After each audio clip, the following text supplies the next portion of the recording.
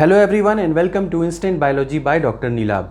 आज जिस टॉपिक पे हम बात करने वाले हैं वो है इम्यूनोलॉजी का जो लेक्चर सीरीज़ हम बना रहे हैं उसी का अगला टॉपिक है। और आज डिस्कस करने वाले हैं innate and adaptive immune system के बारे में, या innate versus adaptive immune response जो होता है उसके बारे में बात करेंगे।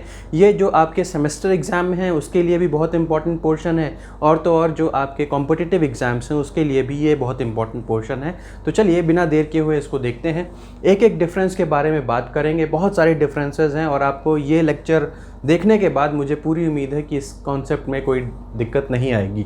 तो innate versus adaptive immune response कौन कौन से डिफरेंस है, सबसे पहले बात करते हैं।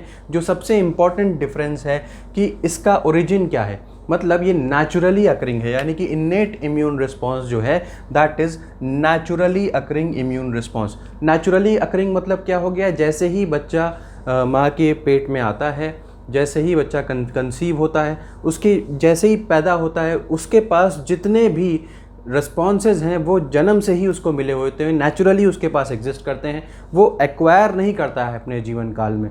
जब पैदा होता है तो उसके पास ये सारी की सारी चीज़ें पहले से ही मौजूद रहती हैं, तो इसलिए इसको बोलता है नेचुरली अकरिंग। डिपेंड किस किस चीज़ पे करता है, जेनेटिक कॉन्स्टिट्यूएंट्स पे डिपेंड करता है। और तो और फिजियोलॉजी, किसी इंडिविजुअल की फिजियोलॉजी कैसी है, वो कितना हेल्दी है, इस सब चीज़ों पे डिपेंड करता है आपका इन्नेट सिस्टम जो है, या इन्नेट इम्यून रिस्पॉन्स जो है वो आपका जेनेटिक कॉन्स्टिट्यूएंट्स पे, क्योंकि वो जन्म से ही है तो जेनेटिक हो गया, जेनेटिक कॉन्स्टिट्यूएंट्स के ऊपर है, और फिजियोलॉजी के ऊपर है। आपके जीन्स जो हैं वो कितने अच्छे हैं, यानी कि उसमें कोई रिसेसिव कैरेक्टर तो नहीं है, कोई डिजीज़ कैरेक्टर तो नहीं है, इन सारी चीज़ों पे डिपेंड करता है आपका इन्नेट इम्यून रिस्पॉन्स। और आपकी बॉडी की फिजियोलॉजी भी, आप कितना हेल्दी खाना खाते हैं, आपकी हैबिट्स कितनी हेल्दी हैं, इन सारी चीज़ों के ऊपर आपका इन्नेट इम्यून रिस्पॉन्स डिपेंड करता है। अब आ जाइए बात करते हैं अडैप्टिव इम्यून रिस्पॉन्स की। तो इसमें क्या है, acquired during the life time. अब अगर मान लीजिए कि कोई इंडिविजुअल है एक्स, उसको कोरोना हुआ, अभी इस दौरान कोरोना हुआ, तो उसकी बॉडी अब कोरोना के अगेंस्ट रिस्पॉन्सिव हो जाएगी, यानी कि उसकी बॉडी के अंदर कोरोना के अगेंस्ट एंटीबॉडीज़ प्रोड्यूस हो जाएंगी। मतलब क्या हो गया, एक इंडिविजुअल के जीवन काल के दौरान, एक इंडिविजुअल की लाइफ के दौरान कितनी चीज़ों या कितने बैक्टीरिया, कितने वायरसेस के अगेंस्ट वो कांटेक्ट में आ रहा है, उस सब के अगेंस्ट वो अपनी बॉडी के अंदर रिस्पांस प्रोड्यूस करता चला जाएगा। तो यही होता है आपका अडैप्टिव रिस्पांस। ज़रूरी नहीं है कि जो मेरे अंदर अडैप्टिव रिस्पांस हो वो आपके अंदर भी हो या किसी थर्ड पर्सन के अंदर भी हो, क्योंकि ज़रूरी नहीं है कि वो भी उसी बैक्टीरिया या उसी वायरस या उसी फंगस के कांटेक्ट में आया हो जिसके कांटेक्ट में मैं आया हूँ। इसीलिए हम लोगों का जो एक्वायर्ड रिस्पांस हो सकता है वो अलग अलग हो सकता है। ठीक, तो acquired during the life time, मैंने अपने लाइफ टाइम के दौरान जितने पैथोजेंस का सामना किया होगा मेरी बॉडी में, उनके अगेंस्ट रिस्पॉन्सेज होंगे, बट ज़रूरी नहीं है वो आपके बॉडी के अंदर भी हों। ठीक, तो इतनी चीज़ क्लियर हो गई होगी। तो ओरिजिन के बारे में मैंने बता दिया आपको। नेक्स्ट आ जाते हैं नॉन स्पेसिफिक इम्यून रिस्पॉन्स। इसका क्या मतलब हो गया, नॉन स्पेसिफिक का मतलब अगर लिटरल टर्म्स में देखें तो उसकी कोई स्पेसिफिसिटी नहीं है। मतलब ऐसा कुछ नहीं है कि एक पर्टिकुलर पैथोजन आया तो इसके अगेंस्ट हमें इस तरीके से रिस्पॉन्स प्रोड्यूस करना है, जैसे कि कॉलरा का है तो उसके अगेंस्ट इस तरीके का रिस्पॉन्स प्रोड्यूस करना है, टाइफॉइड का है तो इस तरीके से, ट्यूबरकुलोसिस का है तो इस तरीके से, ऐसा कुछ भी नहीं है।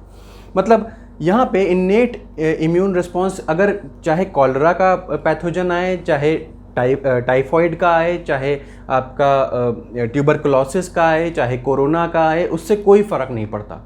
वो जैसा रिस्पॉन्स एक के लिए करेगा वैसे ही रिस्पॉन्स दूसरे के लिए करेगा। That means it has no specificity, कोई भी स्पेसिफिसिटी यहाँ पे मौजूद नहीं है। ये चीज़ दूसरा पॉइंट हो गया इन्नेट इम्यून रिस्पॉन्स में। अब आ जाइए यहाँ पे स्पेसिफिक इम्यून रिस्पॉन्स होता है। कहने का मतलब है कि यहाँ पे जिस तरीके का पैथोजन आ रहा है उसके ही रिस्पॉन्स में आपकी बॉडी जो है वो अपना इम्यून रिस्पॉन्स शो करेगी। आई मीन टू से, अगर कॉलरा का पैथोजन आया आपकी बॉडी पे अटैक कर रहा है, तो जो इम्यून रिस्पॉन्स आपकी बॉडी कॉलरा के पैथोजन के अगेंस्ट कर रही होगी in case of adaptive response, वो इंटायरली डिफरेंट होगा जो कोरोना के अगेंस्ट शो हो रहा होगा। तो पैथोजन डिफरेंस होता है रिस्पॉन्स का। तो इसीलिए यहाँ पे मैंने लिखा है specific immune response that would depend entirely upon the pathogen that is attacking your body. जो पैथोजन अटैक कर रहा है उसके ऊपर डिपेंडेंट होगा ये रिस्पॉन्स, इसीलिए मैंने यहाँ पे लिखा है कि it is specific in nature, specific होता है। अब नेक्स्ट आ जाइए always present in the body. जैसे मैंने आपको बताया कि इन्नेट इम्यून रिस्पॉन्स आपकी बॉडी में या इन्नेट इम्यून सिस्टम आपकी बॉडी में परमानेंट मौजूद रहता है, जन्म से ही मौजूद रहता है। अभी इसमें क्या क्या कंपोनेंट्स होते हैं उसके बारे में बात करेंगे तो आपको और डिटेल में भी समझ में आ जाएगा। ये आपकी बॉडी में हमेशा रहता है, always present in the body. लेकिन ये एडेप्टिव इम्यून रिस्पॉन्स जो होता है या एडेप्टिव इम्यून सिस्टम तभी आता है in response to the exposure at or an external factor. कोई एंटीजन है या कोई एक्सटर्नल फैक्टर है, उसके रिस्पॉन्स में ही आपका अडेप्टिव इम्यून रिस्पॉन्स जो है वो काम करता है। कहने का मतलब है अगर कोई कॉलरा का पैथोजन आया तभी आपकी body adaptive immune response show करेगी उसके लिए। और रही बात इसमें इन्नेट इम्यून रिस्पॉन्स हमेशा मौजूद रहता है, यानी कि इन्नेट को जो सिस्टम होता है वो आपकी बॉडी में परमानेंट मौजूद होता है, फंक्शनल होता है। तो ये बात होगी। अब बात करते हैं कि रैपिड रिस्पॉन्स की। देखिए जब कोई चीज़ पहले से ही मौजूद है, ठीक, कोई चीज़ पहले से ही मौजूद है तो उसका रिस्पॉन्स हमेशा बहुत रैपिड होगा, राइट। अगर उस चीज़ को हमें बनाना पड़ेगा, उसको सिंथेसाइज करनी पड़ेगी, तो हमेशा उस चीज़ का रिस्पॉन्स जो होगा वो डिलेड होगा। तो यहाँ पे इसीलिए लिखा गया है it has rapid response. Innate immune system का रिस्पॉन्स बहुत रैपिड होता है because it is always active, वो हमेशा मौजूद है, वो हमेशा प्रेजेंट है, इसीलिए उसका रिस्पॉन्स बहुत रैपिड होता है। वेयर एज जो अडेप्टिव इम्यून रिस्पॉन्स है वो डिलेड होता है, वो देर से होता है। देखिए आपको इसका एग्जाम्पल देता हूँ। जिन लोगों को कोरोना ने इन्फेक्ट किया इस दौरान, कोरोना पैंडमिक के दौरान, आपने देखा होगा कि उनकी बॉडी में 14 दिन बाद सुधार होना शुरू होता है। 14 या 12 दिन बाद सुधार होना शुरू होता है। क्यों ऐसा हो रहा है? क्योंकि भाई इतना टाइम लग रहा है आपकी बॉडी के अंदर ये जो अडेप्टिव इम्यून रिस्पॉन्स को बिल्डअप करने के लिए। इन्नेट इम्यून रिस्पॉन्स ने प्रयास किया बट वो रोक नहीं पाया। जब उसके ये इन्नेट इम्यून रिस्पॉन्स रोक नहीं पाया, आपकी बॉडी के अंदर पैथोजन आ गया और उसने इन्फेक्शन शुरू कर दिया, तो अडेप्टिव इम्यून रिस्पॉन्स को किक इन करना पड़ जाएगा। लेकिन इसको बिल्डअप करने के लिए कुछ समय लग जाता है और उस बिल्डअप के दौरान ही आपकी तबीयत थोड़ी सी गड़बड़ होती चली जाती है और उसके बाद जब आपकी बॉडी पर्याप्त एंटीबॉडीज़ बना लेती है इस कोरोना के against, adaptive immune response full fledged अपने काम करना शुरू कर देता है, तो आप सर्वाइव कर जाते हैं, आप बच जाते हैं। तो इसीलिए इसका डिलेड रिस्पॉन्स क्यों है? क्योंकि इसके एंटीबॉडीज़ वगैरह हैं जो उनको बनने में काफ़ी समय लग जाता है। ठीक, तो ये चीज़ समझ में आ गई होगी। अब बात कर लेते हैं कंपोनेंट्स की। कौन कौन से कंपोनेंट्स इन्नेट सिस्टम के अंदर इन्वॉल्व हैं, कौन कौन से कंपोनेंट्स आपके अडेप्टिव सिस्टम के अंदर इन्वॉल्व हैं, वो देख लेते हैं। तो देखिए कंपोनेंट्स की बात करूं तो यहाँ पे प्लाज्मा प्रोटीन है, फैगोसाइट्स है, फिजिकल एंड केमिकल बैरियर्स हैं। तो कहने का मतलब कुल मिलाकर के अगर मैं बात करूं तो यहाँ बैरियर्स का बहुत बड़ा रोल है। इसके अलावा कुछ एक सेल्स हैं जैसे फैगोसाइट्स वगैरह हैं, ये आपके इन्नेट सिस्टम के अंदर आते हैं। ठीक, तो जैसे कि अगर मैं बात करूं न्यूट्रोफिल्स हो गया, जैसे कि मैं बात करूं अगर यूसिनोफिल्स हो गया, जैसे कि अगर मैं बात करूं तो मैक्रोफेजेस हो गया, ये सारे के सारे सेल्स आपके इन्नेट सिस्टम के अंदर आते हैं। ठीक, इसके अलावा कुछ प्लाज्मा प्रोटीन्स हो गए, फिजिकल और केमिकल बैरियर्स हो गए। अभी मैं इसको बैरियर्स के बारे में यहाँ पे नीचे बताऊंगा, तो बैरियर्स के बारे में भी डिस्कस कर लेंगे। तो ये कंपोनेंट्स हो गए। वहीं अगर मैं इनके कंपोनेंट्स के बारे में बात करूँ, अडेप्टिव सिस्टम के कंपोनेंट्स के बारे में बात करूँ, तो ये ह्यूमोरल हो सकते हैं और सेल मीडिएटेड हो सकते हैं। तो भाई आपको पता है, मैं ऑलरेडी पहले भी बता चुका हूँ कि ह्यूमोरल इम्यून सिस्टम जो है या ह्यूमोरल रिस्पॉन्स जो है वो बी सेल्स की वजह से होता है और जो सेल मीडिएटेड रिस्पॉन्स है वो टी सेल्स की वजह से होता है। इसीलिए मैंने यहाँ पे बी और टी सेल्स मेंशन भी कर दिया है humoral cell mediated immune response के अगेंस्ट। चलिए अब आ जाते हैं बैरियर्स की बात कर लेते हैं। तो बैरियर्स की अगर मैं बात करूं तो यहाँ पे मल्टीपल बैरियर का मतलब क्या है? जो रोके किसी चीज़ को, जो पैथोजन को आपकी बॉडी के अंदर आने से रोके। तो ऐसे क्या चीज़ होंगे? जैसे कि कोई टेम्परेचर हो गया, मान लीजिए बॉडी का टेम्परेचर, जब भी कोई इन्फेक्शन होता है बॉडी में तो आपने ऑब्जर्व किया होगा कि बॉडी का टेम्परेचर ऑटोमेटिकली इंक्रीज हो जाता है। वो आपकी बॉडी का एक तरीके का रिस्पॉन्स है जिसको कहते हैं आप फीवर। तो जब भी इन्फेक्शन होता है तो अब फीवर हो जाता है। फीवर क्यों है? क्योंकि आपकी बॉडी उस पैथोजन के अगेंस्ट रिस्पॉन्स कर रही है। तो देखा जाता है कि एक पर्टिकुलर टेम्परेचर पे ही एक पैथोजन सर्वाइव कर सकता है। तो जैसे ही आप टेम्परेचर इंक्रीज़ करेंगे या बॉडी टेम्परेचर इंक्रीज़ करेगी तो उससे क्या होगा, वो पैथोजन सर्वाइव नहीं कर पाएगा और बॉडी वापस रिकवर कर लेगी अपनी स्टेट को। तो एक फीवर एक तरीके का, या टेम्परेचर इंक्रीज जो है वो एक तरीके का रिस्पॉन्स है जो आपकी बॉडी एक पैथोजेनिक एजेंट के अगेंस्ट करती है। उसके अलावा पीएच का इंक्रीज़ या डिक्रीज़। आपकी स्किन जो है, ये जो स्किन है ये भी एक तरीके के बैरियर की तरीके से ही तो काम कर रही है। अगर यहाँ पे आपकी स्किन ना हो तो क्या होगा, डायरेक्टली पैथोजन आपकी बॉडी के अंदर एंटर कर लेगा और आपको डिजीज़ कॉज कर देगा। उसके अलावा म्यूकस मेम्ब्रेन, आपको पता होगा कि आपका रेस्पिरेटरी ट्रैक्ट पे, आपका डाइजेस्टिव ट्रैक्ट पे, इन सब पे क्या होता है, म्यूकस मेम्ब्रेन प्रेजेंट रहती है। जैसे आपको पता होगा गाल्ट, आपको पता होगा पाल्ट, ये सारी चीज़ें जो हैं वो ब्रोंक्यूलर एसोसिएटेड लिम्फोइड टिश्यू या गैस्ट्रो एसोसिएटेड लिम्फोइड टिश्यू, ये जो चीज़ें हैं ये म्यूकस की मेम्ब्रेन पाई जाती है इन लेयरिंग पे, रेस्पिरेटरी जो आपके ट्रैक्ट हैं उसके अक्रॉस, ताकि अगर कोई भी पैथोजन आपके रेस्पिरेटरी ट्रैक्ट के थ्रू एंटर कर रहा है तो वो रुक जाए वहीं पे, उसको वहीं पे ट्रैप कर लिया जाए।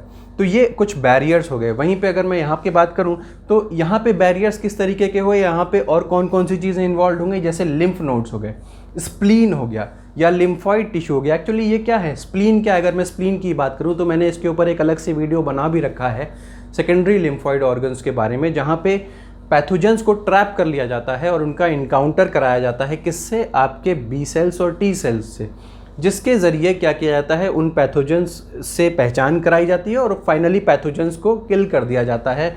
तो स्प्लीन हो गया, यही चीज़ आपके लिम्फ नोड हो गया, जो सबसे जो विजिबल लिम्फ नोड होता है वो आपके यहाँ पे होता है। अगर आप कभी डॉक्टर के पास जाएं और आपको किसी तरीके का इन्फेक्शन हो तो सबसे पहले वो यहीं पे प्रेस करता है ताकि आपके लिम्फ नोड्स को चेक कर सके।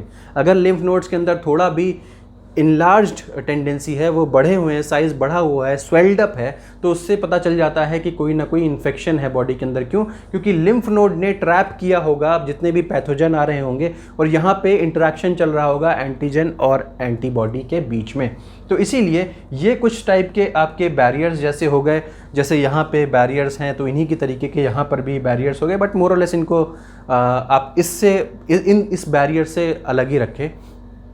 अब बात कर लेते हैं, कोई मेमोरी इन्वॉल्व नहीं होती इन्नेट में। तो इन्नेट इम्यून रिस्पॉन्स में कोई मेमोरी इन्वॉल्व नहीं होती। जैसे कि अगर कॉलरा का पैथोजन आया तो इन्नेट इम्यून रिस्पॉन्स उसको रोकने का प्रयास करेगा, बट अपने इस एक्सपोजर से, अपने इस इंटरेक्शन से वो कुछ सीखेगा नहीं, यानी कि वो कुछ भी मेमोरी उसके पास नहीं होगी इस इनकाउंटर से रिलेटेड। अब नेक्स्ट टाइम जब कॉलरा का पैथोजन आएगा तब भी वो प्रीवियस पिछली बार जिस तरीके से उसने इनकाउंटर किया था उसको उसी तरीके से करेगा बिना किसी मॉडिफिकेशन के। लेकिन वहीं अगर इसकी बात करें तो यहाँ पे मेमोरी इन्वॉल्व है, यानी कि ये याद रखेगा कि पिछली बार मैंने ये पैथोजन आया था तो मैंने इसको किस तरीके से टैकल किया था, और उससे उसी तरीके से वो टैकल करेगा। और इसको करने के लिए यहाँ पे मेमोरी सेल्स होते हैं।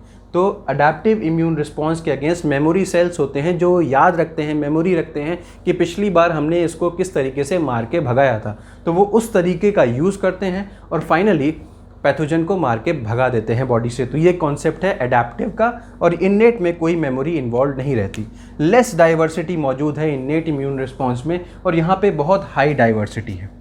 भाई यहाँ पे मल्टीपल तरीके के सेल्स मौजूद हैं, बहुत हाई तरीके के, बहुत अधिक तरीके के सेल्स यहाँ पे मौजूद हैं, बट यहाँ पे डाइवर्सिटी बहुत कम है, लेस पोटेंट होता है। इसकी पोटेंसी बहुत ज़्यादा नहीं है, बहुत ज़्यादा एफिशिएंट नहीं है जो आपकी बॉडी को प्रोटेक्ट कर सके, बट फिर भी काफ़ी ठीक है, लेस पोटेंट है।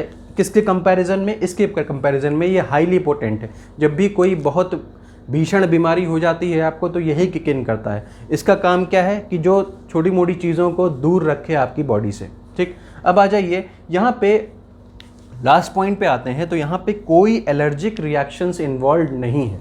एलर्जिक रिएक्शंस का मतलब क्या हो गया? जो आपकी बॉडी जब किसी चीज़ के अगेंस्ट ओवर रिएक्ट करने लगती है तो उसी को आप एलर्जिक रिएक्शंस बोलते हैं। तो क्योंकि यहाँ पे कोई इतने बैरियर्स हैं, मोस्टली यहाँ पे क्या हैं, बैरियर्स हैं जो किसी चीज़ को अंदर एंट्री करने से रोक देंगे, बट यहाँ पे क्या है, बहुत तरीके के अलग अलग तरीके के सेल्स इन्वॉल्व हैं।